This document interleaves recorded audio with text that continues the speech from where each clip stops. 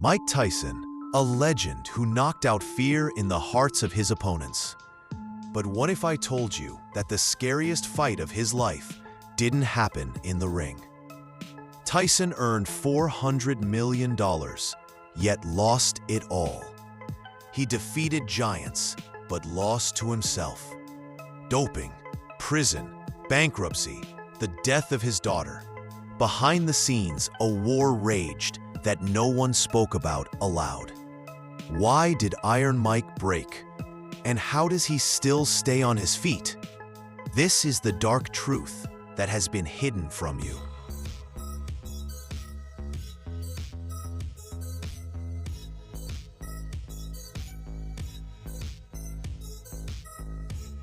Mike Tyson, once called the most brutal man on the planet, fought 44 professional bouts, winning 40 of them, 36 by knockout.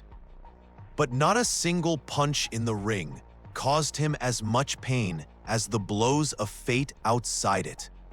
In 1992, when Tyson was at the peak of his fame and preparing for a rematch with Holyfield, his life turned upside down. An Indiana state court found him guilty of raping 18-year-old Desiree Washington and sentenced him to 6 years in prison, of which he served 3. This sentence wasn't just a pause in his career.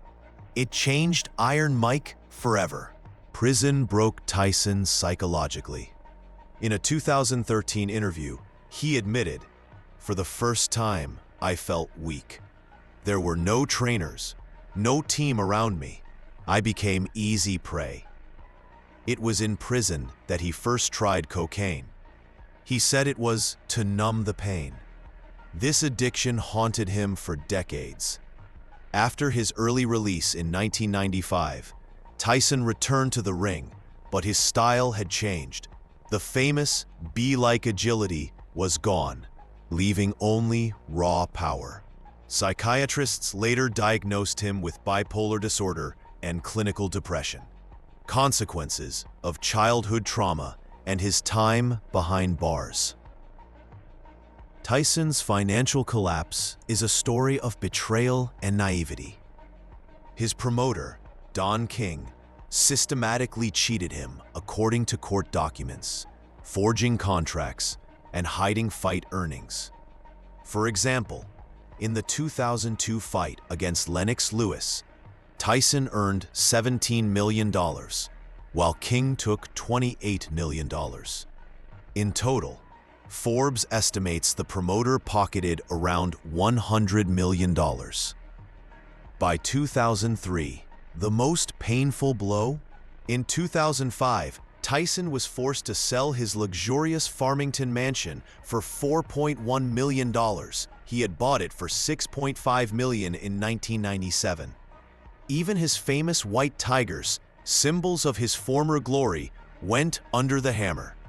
In an ESPN interview, he said at the time, "I'm not a boxer. I'm a caricature of myself." This fall seemed irreversible until the tragedy with his daughter forced him to seek redemption. But that is another, even darker chapter. May 26, 2009, marked a dark day in Mike Tyson's life. His 4-year-old daughter, Exodus, named after ecstasy, the drug Tyson was using at the time of her conception, was playing in a room with a Life Fitness treadmill. The girl accidentally stepped on a dangling power cord, which got caught around her neck, forming a fatal noose. In her struggle to free herself, the cord only tightened. By the time she was found, it was too late. The child died of asphyxiation at a Phoenix hospital. This incident shattered Tyson down to the molecular level. At the funeral, the 50-kilogram, at the time, boxer cried so uncontrollably that 6 people barely held him from falling into the grave. In his autobiography, he wrote, "I kissed her cold face, begging God to take me instead." But God hates Mike Tyson. In the following months, he plunged into a chemical hell, a mix of cocaine, heroin, and fentanyl, costing $40,000 a month. During one overdose, he injected so much that he was clinically dead for 4 minutes, saved only by naloxone administered by his girlfriend. 2020, 54-year-old Tyson steps into the ring against 51-year-old Roy Jones. But this was not a triumphant comeback. It was a cry for help. By that time, he owed $400,000 unpaid taxes in Nevada, $2 million lawsuits from former managers, $300,000 child support for his 7th child. The 8-round exhibition fight brought him $10 million. But the real goal was different: to prove to himself that he was not dead yet. In the Showtime documentary, he admitted, "I hoped Roy would kill me in the ring. It would have been a beautiful ending."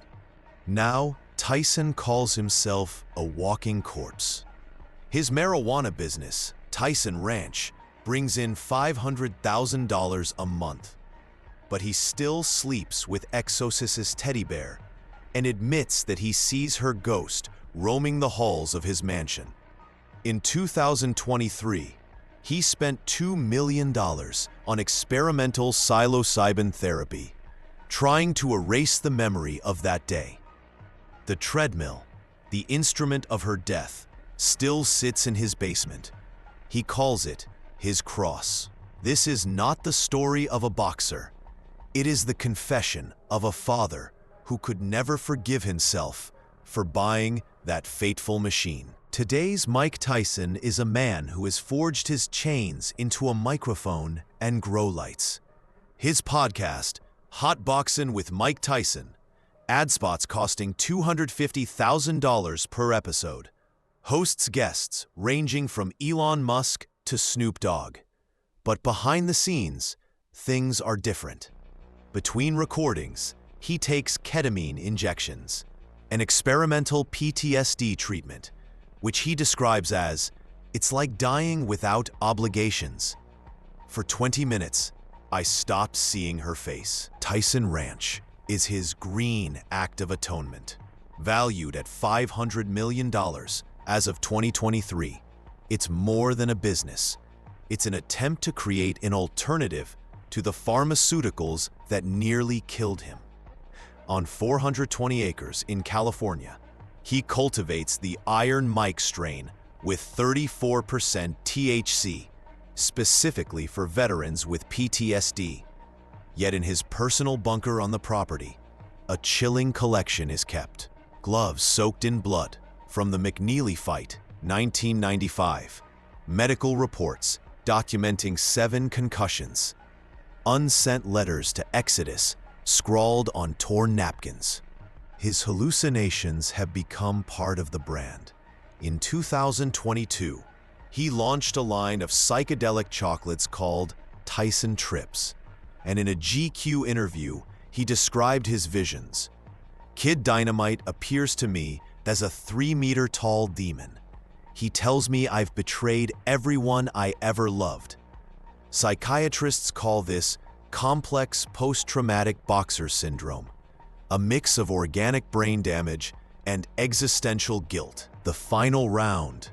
In 2024, 57-year-old Tyson agreed to fight 29-year-old Jake Paul not for the $20 million purse. "I need to prove I'm not a ghost yet," he told Joe Rogan. His training now looks surreal. Between sparring rounds, he inhales nitrous oxide, and instead of regular water, he drinks a psilocybin-infused liquid. Doctors warn that the next knockout could be his last. But for a man who's carried a tiny coffin in his chest for 15 years, it's not a threat, it's an invitation. His true opponent now is time. Every morning he wakes up at 4:20, a number tied to cannabis culture, to meditate for 90 minutes in front of a hologram of his daughter, a technology he paid $1.2 million for. "I'm no longer afraid of death," he admits.